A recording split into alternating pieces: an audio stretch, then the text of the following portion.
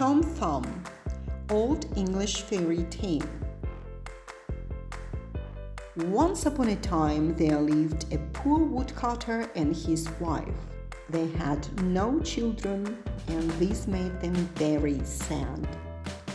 The kind woman wished to have a little boy and promised to love him, even he was no bigger than her thumb. It is unbelievable, but her dream came true. One day, she had a little boy who was strong and healthy, but no bigger than her own thumb. The couple loved their tiny son and called him Tom Thumb. The clever boy was full of fun and tricks. When Tom was 7 years old, he overheard his dad complaining that he was very old to take the horse and cart full of wood from the forest. Immediately, Tom said that he would do it, and he had a plan. He asked his mom to put him in the horse's ear. Then our resourceful boy just whispered the horse where to go and turn. It was an amazing sight how the horse was finding his own way. One day, in the market, some circus men saw Tom and asked the woodcutter to sell him. They thought that Tom would be a great actor for the circus. The kind old man didn't want to sell his loved son, in spite of the fact that they were very poor and sometimes had nothing to eat. The clever boy asked his dad not to worry and promised to come back very soon. So the woodcutter sold Tom to the circus. The brave boy traveled with the circus and was their star attraction. But after a while, Tom missed his parents very much.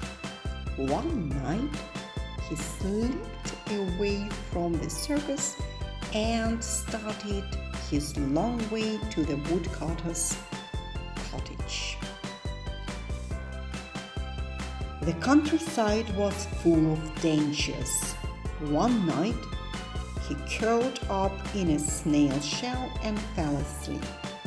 Early in the morning, a cow ate the snail shell with Tom inside it.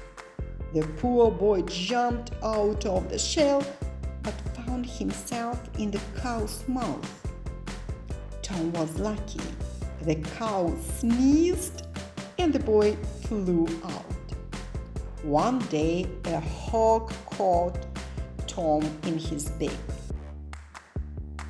But the little chap struggled so hard that the hawk dropped him. Luckily, the tiny boy fell into the river. As Tom tried to swim to shore, a huge fish swallowed him. Tom was very glad when a fisherman caught this fish and took it to the market. The king's cook bought it and brought to the palace. What a surprise the cook had when he caught the fish and Tom Thumb jumped out of it.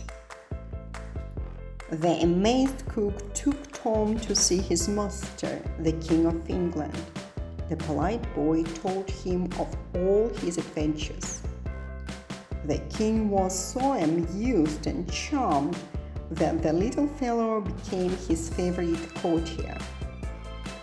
The king's dressmaker made Tom a fine set of tiny clothes. Imagine how the woodcutter and his wife were surprised when a royal carriage stopped beside their poor house and their loved son stepped out. Inside the carriage was enough gold for the family to live handsomely. So the woodcutter, his wife, and our tiny but clever Tom Thumb lived happily ever after.